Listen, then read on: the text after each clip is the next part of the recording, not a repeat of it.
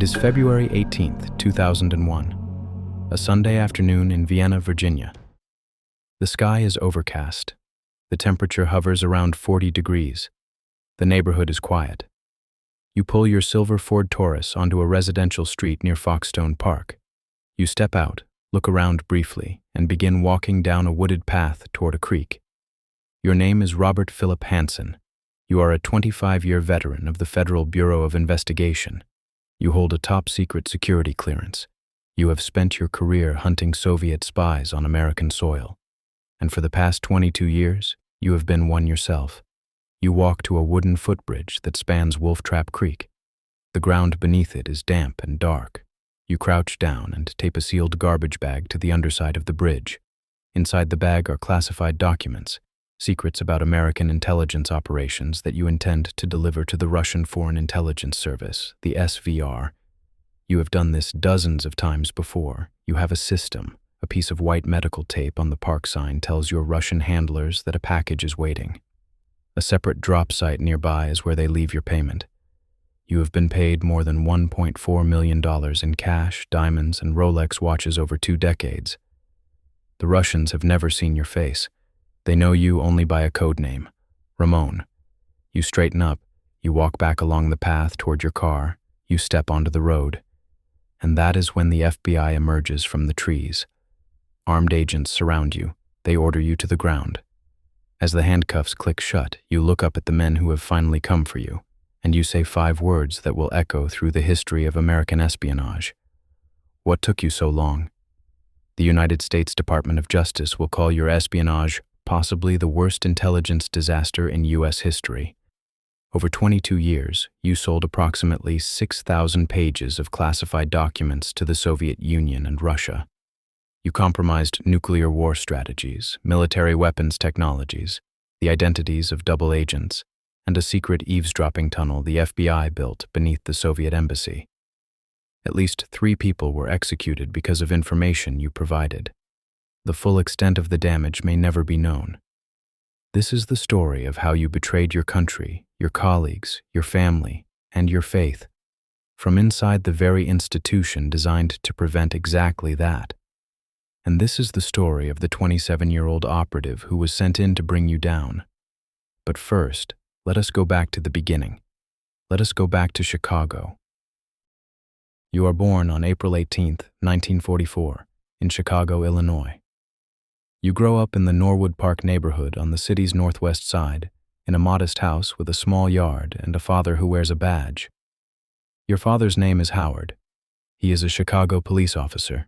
He is also, by multiple accounts, an emotional tormentor. He belittles you relentlessly. He wraps you tightly in blankets and spins you until you are dizzy and crying, a technique that, grotesquely enough, mirrors interrogation methods used against prisoners. Your childhood is a sustained exercise in psychological survival. You respond by retreating inward. You become quiet, studious, and obsessive about control. You excel in school but struggle socially. Classmates will remember you as strange and distant. You develop a fascination with technology, radio, and code, the architecture of secrets.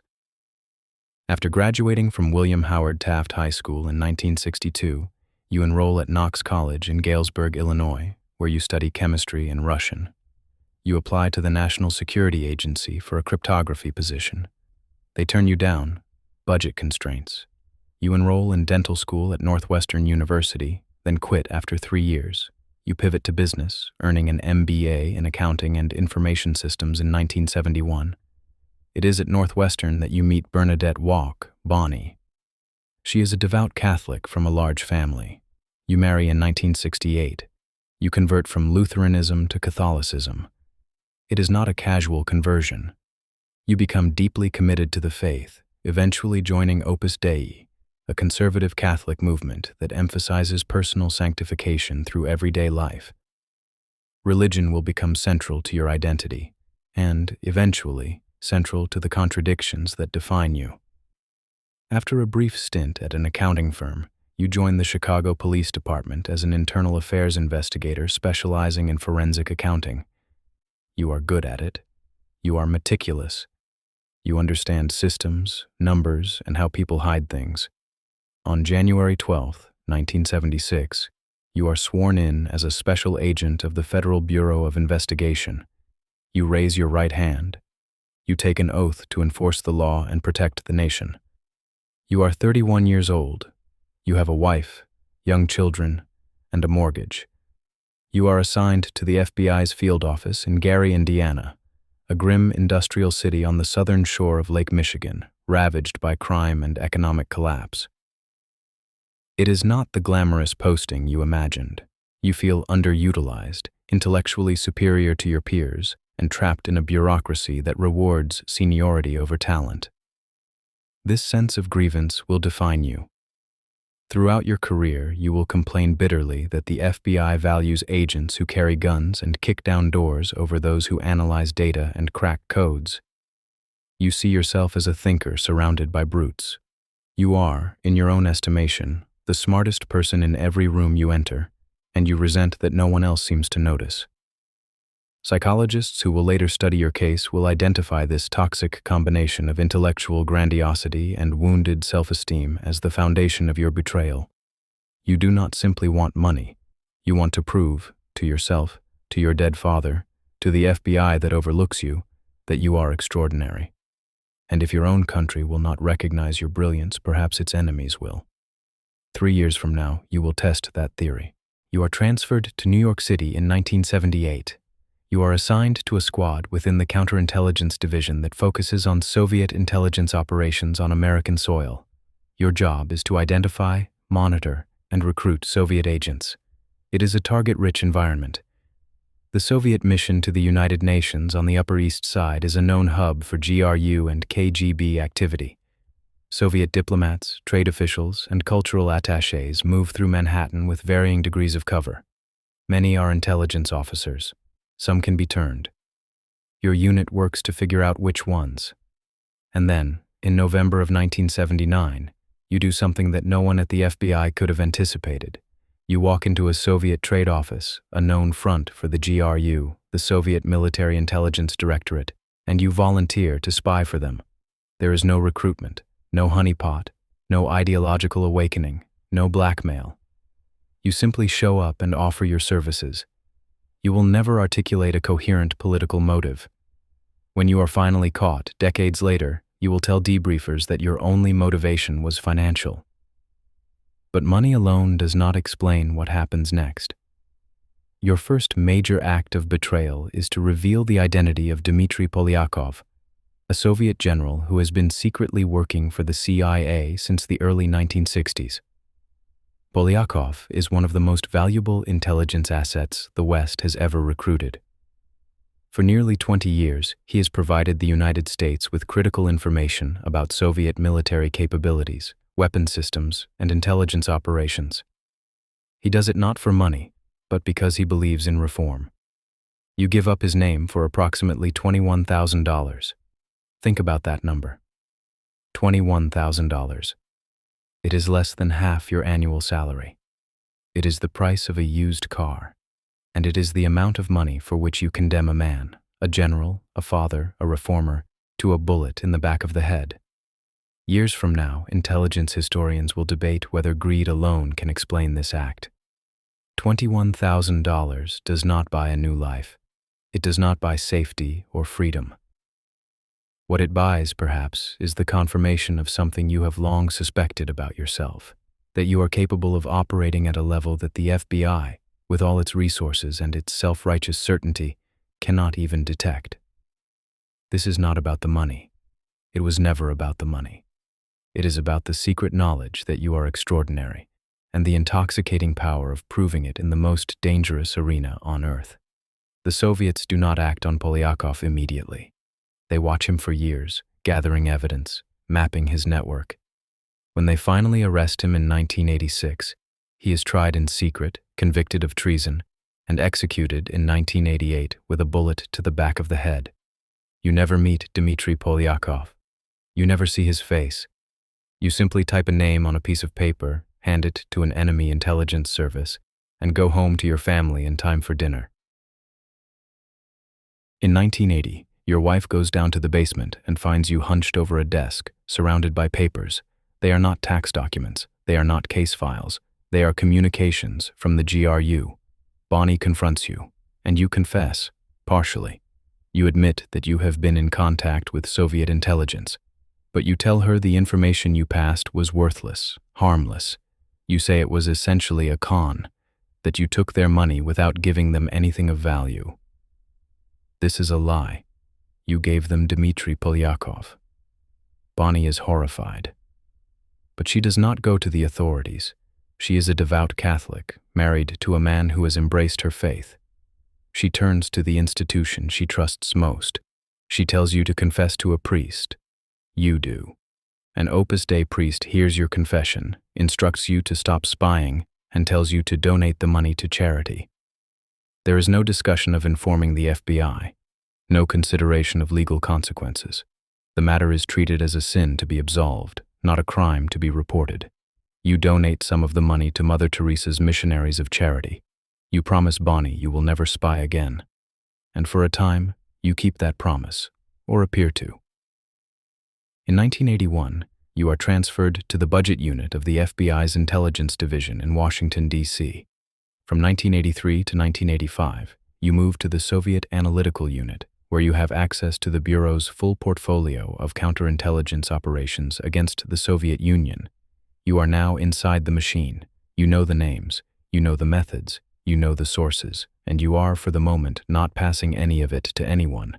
But you have not stopped being a spy. You have simply stopped spying. The difference is important. You are a man who has crossed the line and come back. You are not the same as a man who never crossed it. You know how easy it was. You know how it felt. And you know that the door you walked through is still open. 4 years later, you will walk through it again. And this time, you will not stop for 2 decades. It is 1985. The press will call it the Year of the Spy. More espionage cases will break open this year than any other in Cold War history. Navy Warrant Officer John Walker is arrested for running a spy ring that operated for 17 years. CIA Officer Edward Lee Howard defects to Moscow. NSA analyst Ronald Pelton is exposed. The intelligence community is hemorrhaging secrets. And within that catastrophe, 2 moles are about to begin the most damaging parallel espionage operations in American history, without knowing about each other. In April of 1985, a CIA case officer named Aldrich Ames walks into the Soviet embassy in Washington and offers to spy for the KGB. Ames is deep in debt, recently divorced, and drinking heavily. He is paid $50,000 up front and begins identifying every CIA and FBI source inside the Soviet intelligence apparatus. 6 months later, on October 1st, you sit down and compose an anonymous letter to the KGB. You do not sign it. You do not reveal your name, your agency, or your position. You simply offer classified information in exchange for $100,000 in cash. In that first letter, you give the KGB 3 names: Boris Yuzhin, Valery Martinov, and Sergei Motorin. All 3 are KGB officers who have been secretly recruited to work for the FBI and CIA. You know their identities because of your position in the Soviet Analytical Unit. You are, quite literally, responsible for protecting the very people you are now condemning to death. What you do not know is that Aldrich Ames has already betrayed the same 3 men months earlier. The KGB now has double confirmation. There is no room for doubt. Martinov and Motorin are recalled to Moscow, arrested and executed by firing squad. Yuzhin is arrested and imprisoned for 6 years. Here's what makes 1985 so extraordinary and so devastating. 2 American intelligence officers, one at the CIA, one at the FBI, are simultaneously spying for Moscow. You are managed by the same KGB officer, a man named Viktor Cherkashin, who also handles Ames. Neither of you knows the other exists, and together, you destroy the United States' entire human intelligence network inside the Soviet Union. More than a dozen sources are compromised. At least 10 are executed. The CIA's Soviet operations are essentially wiped out overnight. It is the single greatest intelligence catastrophe of the Cold War. And the FBI blames it all on Aldrich Ames. This is worth pausing on because it reveals something essential about the institution that employs you. The FBI has an institutional blind spot. It can accept that the CIA has been penetrated. But the idea that one of the FBI's own agents might be a traitor is, for many within the Bureau, simply unthinkable. The FBI prides itself on its culture of loyalty. It believes, with the unshakable confidence of an institution that has never been seriously betrayed from within, that its people are above suspicion. That belief is your greatest asset. You do not need to be invisible. You just need to be unimaginable.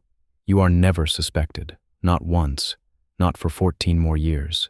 From October 1985 through August of 1987, you delivered to the KGB what the Department of Justice will later describe as some of the most important intelligence and military secrets in the nation's possession.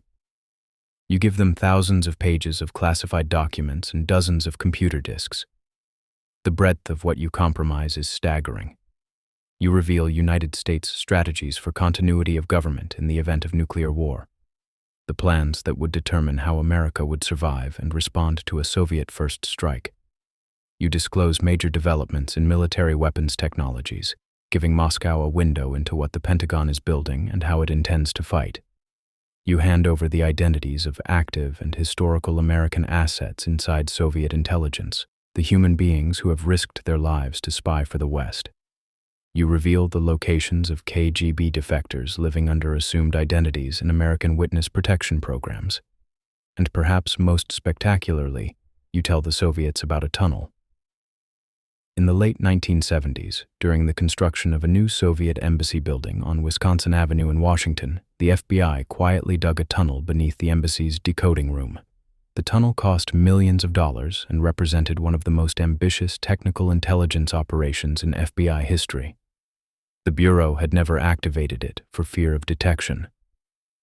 In September of 1989, you tell the KGB about the tunnel.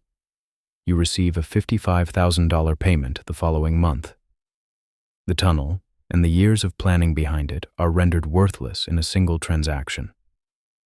Throughout this period, you communicate with the KGB exclusively through dead drops. You never meet your handlers. You never travel abroad. You never reveal your identity. The KGB knows you only as Ramon Garcia. They do not know you work for the FBI. They do not know your rank, your division, or your name. This is deliberate. You understand counterintelligence better than almost anyone at the FBI. You know how spies get caught. Through meetings, through travel, through lifestyle changes. So you avoid all three. You live modestly. You drive an old car. You go to church. You coach your children's sports teams, and every few weeks you drive to a quiet park in the Virginia suburbs, tape a bag of secrets under a bridge, and drive home. Consider what you have built. Most spies are caught because they make one of three mistakes. They meet their handlers in person, they travel to foreign countries, or they spend money they cannot explain. You make none of these mistakes. Your tradecraft is, in its own perverse way, elegant. You have constructed a firewall between yourself and your espionage that is, for 22 years, impenetrable. The KGB pays you $500,000 in cash and 3 diamonds.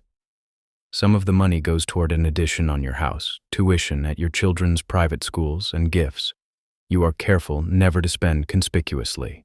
You are disciplined, patient, and devastatingly effective.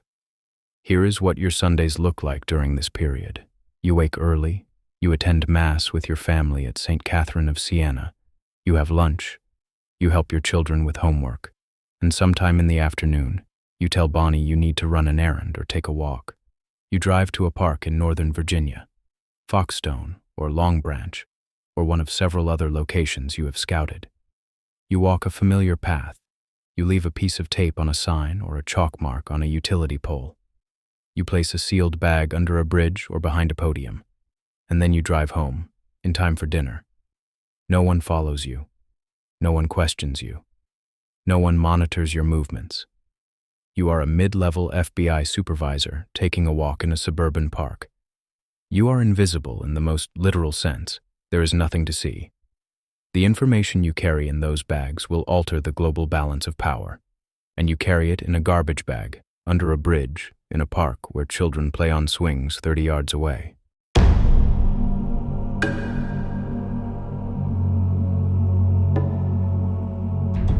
To the neighbors on Talisman Road in Vienna, Virginia, you are the most predictable man on the block. You go to Mass every Sunday at St. Catherine of Siena with your wife and 6 children. You wear dark suits and white shirts long after casual Fridays have become the norm. You are quiet, formal, and private. You do not socialize. At the bureau, your colleagues have a different view. They call you Dr. Death. They call you the mortician. You have a sallow complexion, a humorless stare, and a habit of standing in doorways, watching people without speaking. You are brilliant with computers but terrible with people. You alienate supervisors, ignore protocols, and openly criticize the FBI's leadership as incompetent. Despite this, you are repeatedly promoted. The FBI's personnel system rewards technical skill and seniority over judgment and temperament. You rise through the ranks not because you are liked, but because you are smart and the system does not know what else to do with you. Beneath the surface of your carefully constructed piety, there is a second life that your wife, your priest, and your colleagues never fully see. In late 1989, you begin a relationship with a woman named Priscilla Sue Gailey, a stripper you meet at a club in Washington. You pay for Gailey to accompany you on an FBI inspection trip to Hong Kong. You buy her a Mercedes-Benz. You give her an American Express card, jewelry, and cash. The relationship lasts approximately a year. You have also developed an obsession with internet pornography that will persist for years. Most disturbingly, you secretly record yourself having sex with your wife and arrange for a friend, a fellow Opus Dei member, to watch through a closed-circuit feed. The contradictions are not incidental to your espionage. They are the architecture of it. You have spent your entire adult life dividing yourself into compartments: the devout Catholic and the sexual deviant, the loyal FBI agent and the Russian mole, the family man and the man who gives diamonds to a stripper.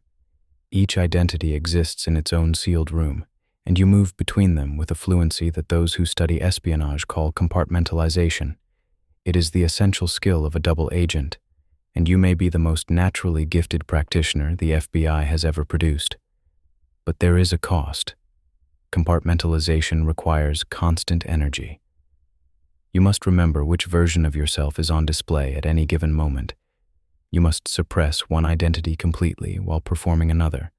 You must lie to your wife over breakfast, lie to your colleagues at the office, lie to your priest at confession, and then go home and believe, truly believe, that you are a good man living a good life. The psychological strain is immense, and it leaks out in ways you cannot fully control. Your colleagues notice your mood swings. Your children sense your distance. Your wife accepts your long silences as the burden of classified work. None of them guess the truth, that you are not carrying the weight of the FBI's secrets. You are carrying the weight of your own. On December 25th, 1991, the red Soviet flag is lowered over the Kremlin for the last time. The Cold War is over. For you, the collapse is terrifying. The orderly totalitarian state you have been selling secrets to is now fragmenting into chaos. KGB files are being scattered. Officers are defecting. Entire archives are at risk of falling into Western hands. Any one of those files could contain a reference to an anonymous American source codenamed Ramon. In December of 1991, you pick up a final $12,000 payment and sever contact. You go quiet. For 8 years, you do not communicate with Russian intelligence. You do not make dead drops.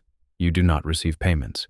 But you do not destroy your espionage tools. You keep the encryption software. You keep the coded addresses. You keep the procedures. You simply put them in a drawer.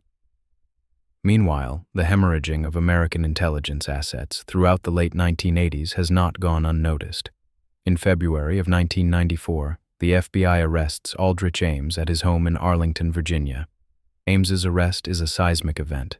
He has been paid over $2.5 million. He has compromised more than 100 operations. He has directly caused the execution of at least 10 CIA assets. But after the dust settles, counterintelligence analysts notice something troubling. Certain compromises cannot be explained by Ames alone. There are leaks that fall outside his access, secrets he was never cleared to see, operations blown in ways that point to a second mole. The FBI begins hunting again, but they make a critical mistake. They assume the second mole is at the CIA. They spend years investigating a CIA officer named Brian Kelly, subjecting him to intense surveillance, interrogation, and professional ruin. Brian Kelly is innocent. The real mole is at the FBI. The real mole is you, and you are watching the investigation unfold from the inside. Because of your position within the FBI's counterintelligence division, you have access to the Bureau's internal database. You can see which cases are active. You can see which names are being investigated. You can see the direction of the mole hunt in real time. At various points, you are assigned to work on penetration investigations. You are literally tasked with searching for yourself. You are the fox assigned to guard the henhouse, and no one at the FBI thinks to question it. In the autumn of 1999, after 8 years of silence, you re-establish contact with the SVR, the successor to the KGB. The Cold War is over, but your espionage is not. Why do you go back? You are approaching mandatory retirement. Your children are grown or nearly grown. You have escaped detection through the most intense mole hunt in American history. You have, in every sense, gotten away with it, and yet you go back. Perhaps you are addicted to the thrill. The secret life is more real to you than the visible one. Perhaps it is financial pressure that never fully resolved. Perhaps it is something darker, the knowledge that you are the smartest person in the building, and the only way to prove it is to keep beating them. Whatever the reason, you resume dead drops in Northern Virginia. You resume encrypted communications with SVR officers, and you resume something else, something that will seal your fate. You begin searching the FBI's internal automated case support system for your own name and address. You want to know if anyone is looking for you. The searches return nothing. No flags, no investigations, no suspicion. You believe you are invisible. You are wrong. Because here is what you do not know. While you sit in your office at FBI headquarters, running searches on your own name, the FBI and CIA have been quietly working a parallel track. They have been cultivating sources in Moscow. They have been reaching out to former KGB officers who might have knowledge of American penetrations. They have been spending millions of dollars and thousands of man-hours on a question that has haunted them for over a decade. If Aldrich Ames was not the only mole, who is the other one? The answer is sitting in an office at FBI headquarters, searching for his own name in the database, finding nothing and mistaking the silence for safety. In the year 2000, the FBI and CIA accomplished something extraordinary. Through a former KGB officer cultivated as a source, American intelligence obtains original SVR files from Moscow. The asking price is $7 million. The United States pays it. Inside those files is a dossier on an anonymous American spy. The documents contain no name. You have been meticulous about that. But they contain a voice recording of a phone call between you and your Russian handler, and they contain fingerprints on the original letters you sent to the KGB, dating back to 1985. FBI analysts compare the voice to known FBI personnel.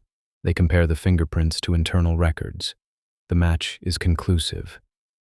The ghost is you, the anonymous mole who has haunted American intelligence for 2 decades, who evaded the largest mole hunt in the nation's history, who never once met his handlers or revealed his name, is Robert Philip Hanssen, special agent, top secret clearance holder, father of 6, daily communicant at St. Catherine of Siena Catholic Church.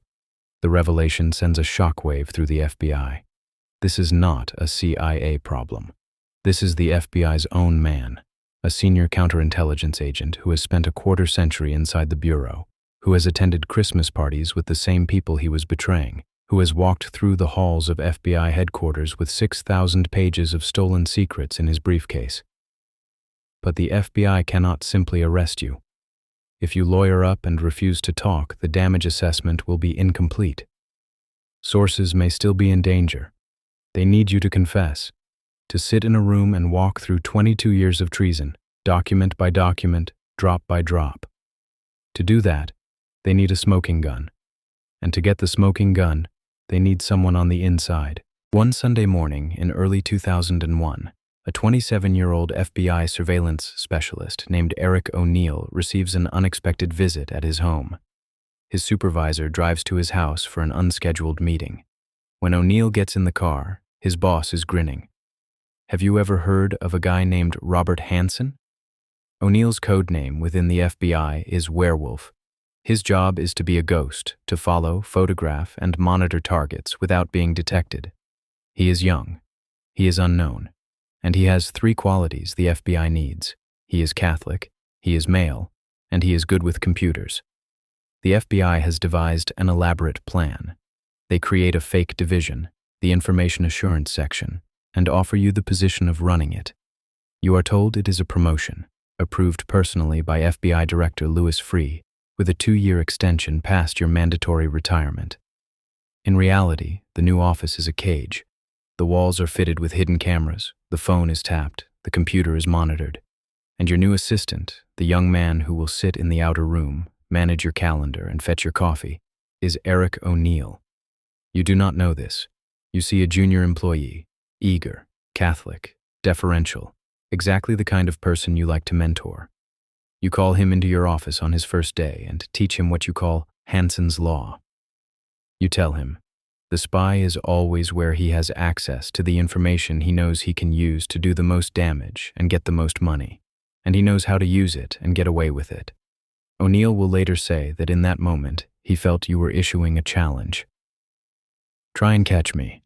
I'm better than you and everyone else at this bureau, because I am the great Robert Hanssen. By February, approximately 300 FBI personnel are working the investigation. You are tracked from the moment you leave your house to the moment you return at night. Every database search you run is logged. Every phone call is recorded. Every movement is watched. The trap is set. All they need is for you to walk into it. And every day, Eric O'Neill sits 6 feet from you, watching your hands, listening to your voice, and praying you do not realize what he is. The days are excruciating. O'Neill cannot tell his wife what he is really doing. He arrives early and leaves late. He reports to a handler outside the building through encrypted channels. He documents your habits. When you leave for lunch, how long you spend in the bathroom, which drawers you lock, which pockets hold your keys. He notes the time you spend behind your closed office door, and he listens, through the wall, through the microphones, for the sound of papers being shuffled, disks being copied, calls being made. You are oblivious, or perhaps you are not. You are a man who has spent 22 years in a state of controlled paranoia. You notice things. You test people. One day, you tell O'Neill that you believe you are being watched by Russian agents. O'Neill holds his breath. But you are not accusing O'Neill. You are constructing a narrative in which you are the victim of foreign surveillance, not domestic. You are still thinking like a spy. And that thinking has a blind spot. You cannot imagine that the threat is coming from the 27-year-old sitting in the next room. O'Neill has been watching you for weeks, and he has noticed something. You are obsessive about a small handheld device, a Palm 3 personal digital assistant. You carry it everywhere. You talk about it more than you talk about your wife. O'Neill believes the Palm Pilot contains encrypted files that could prove your communications with the SVR. The problem is that you never let it out of your sight. The FBI devises a ruse. An assistant director, one you personally dislike, shows up unannounced and challenges you to a shooting competition at the basement firing range. A $20 bet. It is calibrated to appeal to your ego and your love of firearms. You cannot resist. When you leave for the range, O'Neill moves fast. He opens your leather bag, pulls out the Palm Pilot, a floppy disk, and a data card, and runs. 3 flights of stairs to the FBI technical team. The technicians begin downloading. The encryption is strong. Minutes pass. Then O'Neill's pager buzzes. The message, "You are returning early." Something went wrong at the range. The tech team shoves the device into O'Neill's hands and says one word, "Run." He sprints back up 3 flights. He shoves the Palm Pilot back into your bag. There is one problem. He cannot remember which pocket it came from. When you return, O'Neill sits at his desk and forces himself to breathe normally. He believes that if you notice the device has been moved, you will pull your weapon and shoot him. You sit down at your desk. You pick up your bag. You reach inside. You say nothing. O'Neill will think about this moment for the rest of his life. The silence. The sound of your hand in the bag. The 2 seconds that felt like 2 hours. He will replay it in keynote speeches, in interviews, in the quiet of sleepless nights. He will never know with certainty whether you noticed and chose to say nothing, or whether you genuinely did not detect that your device had been disturbed. Either possibility is terrifying. If you noticed, you chose to continue anyway, a gambler doubling down on a losing hand. If you did not notice, then the most meticulous spy in FBI history was, in the end, defeated by a misplaced Palm Pilot and a 27-year-old who ran faster than expected. The FBI has their evidence. Now they just need you to make one more drop. In your final weeks at the FBI, you begin to suspect that something is wrong. Your car radio emits strange noises, interference from tracking devices you do not know about. You write one last letter to your Russian handlers. In it, you say you have been moved to a meaningless position outside of regular access to information. You write that something has aroused the sleeping tiger. But suspicion and certainty are not the same thing. And your greatest weakness is the same quality that made you such an effective spy: arrogance. You have evaded detection for 22 years. You have outsmarted the FBI, the CIA, and the combined resources of the American intelligence community. You believe you are smarter than everyone who has ever tried to catch you. And so, on February 18th, 2001, you drive a friend to Dulles Airport, stop at a shopping plaza to add a few final documents to your package, and then drive to Foxstone Park. You park on a residential street. You walk into the park. You place a strip of white tape on the Foxstone Park sign, the signal. Then you walk to the footbridge over Wolf Trap Creek and tape a garbage bag of classified documents to the underside of the bridge. You turn to walk back to your car. The FBI is waiting. Agents emerge from the tree line. They surround you. They order you to the ground. As the handcuffs close around your wrists, you ask the question you have been carrying for 22 years. What took you so long? Nearby, at the Lewis drop site, agents recover $50,000 in cash that the Russians left for you. You never collected. 2 days later, FBI Director Louis Freeh holds a press conference. He calls your actions the most traitorous imaginable for an FBI agent. Your 22-year career as the most damaging spy in FBI history is over. In the hours after your arrest, FBI agents search your home on Talisman Road. In your office, they find classified documents. In your car, they find chalk, tape, and the tools of your tradecraft, the instruments of a ritual you have performed hundreds of times over 2 decades. In a dumpster nearby, they find the remains of a smashed personal computer. You tried to destroy evidence before the end. You were not fast enough. Bonnie is informed that her husband has been arrested for espionage. When questioned, she reveals that you first sold secrets as early as 1979, 6 years earlier than the FBI believed. The scope of your betrayal is even larger than investigators imagined. Across town, Eric O'Neill sits in his car in an FBI parking lot. He is 27 years old. He has just helped bring down the most damaging spy in FBI history. He is shaking. Later, he will say that the weight of what had happened did not hit him until that moment, sitting alone in silence, realizing that for 6 weeks he had been locked in a room with a man who would have killed him without hesitation if he had discovered the truth. You are charged with espionage and conspiracy. Your attorney is Plato Caceres, the same lawyer who represented Aldrich Ames. You face the death penalty. The evidence is overwhelming, but prosecutors want something more valuable than your execution. They want your full cooperation, a complete accounting of what you sold, to whom, and when. A plea deal is reached. You will plead guilty to 15 counts. You will submit to extensive debriefing. You will reveal every secret you compromised. In exchange, the government takes death off the table. On July 6, 2001, you stand before a federal judge and plead guilty. On May 10, 2002, you are sentenced to 15 consecutive terms of life imprisonment without parole. You tell the court, "I apologize for my behavior. I am shamed by it. I have opened the door for calumny against my totally innocent wife and children. I have hurt so many deeply."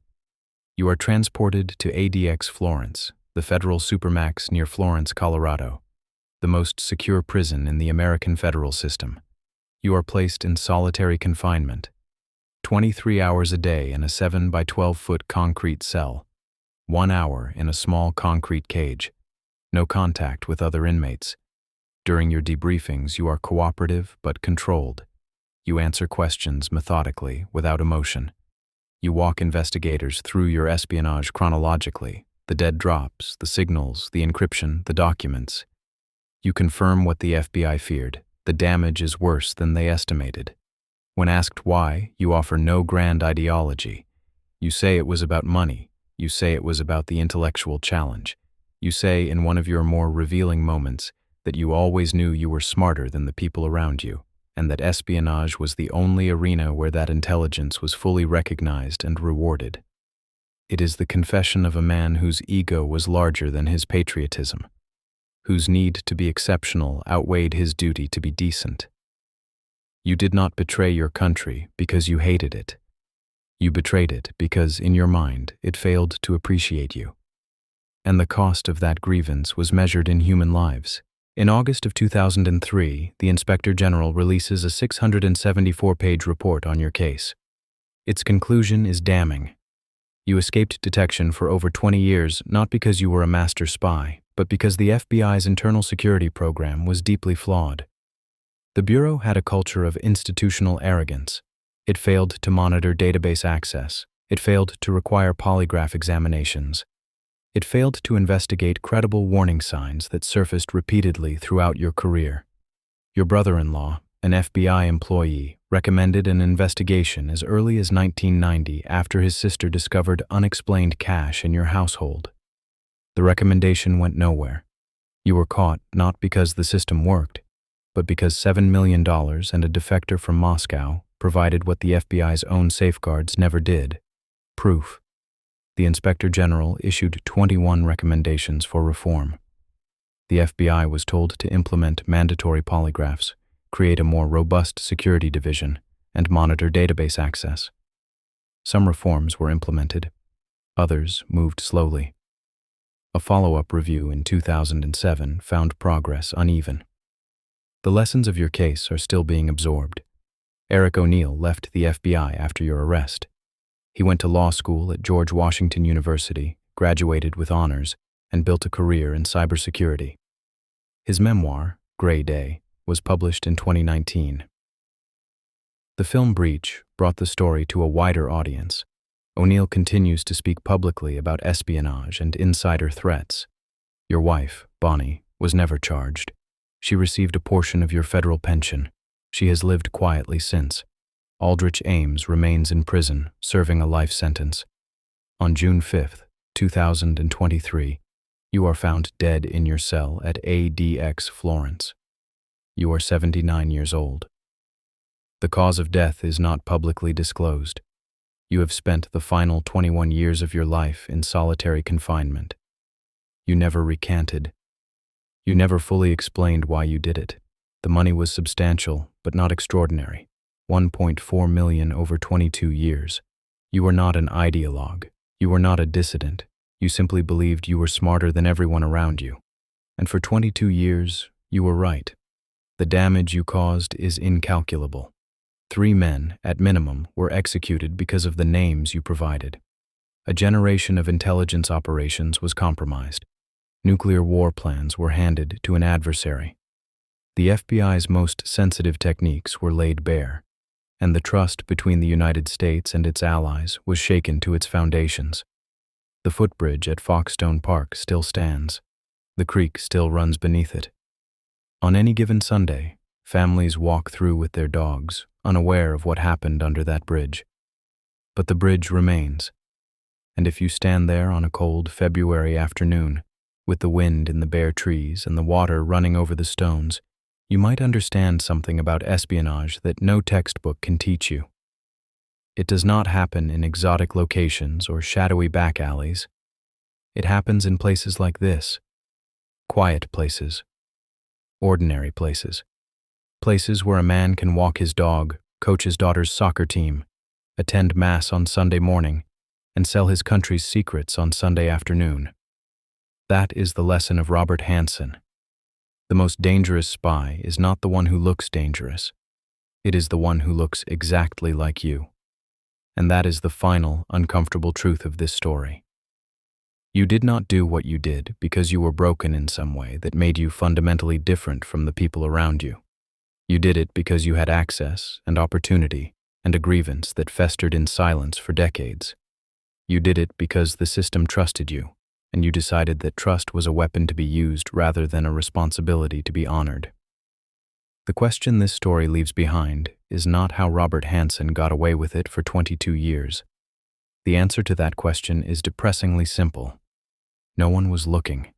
The real question, the one that keeps counterintelligence officers awake at night, the one that has no comfortable answer, is this: who else is out there right now, sitting in an office with a top-secret clearance and a grievance and an open door?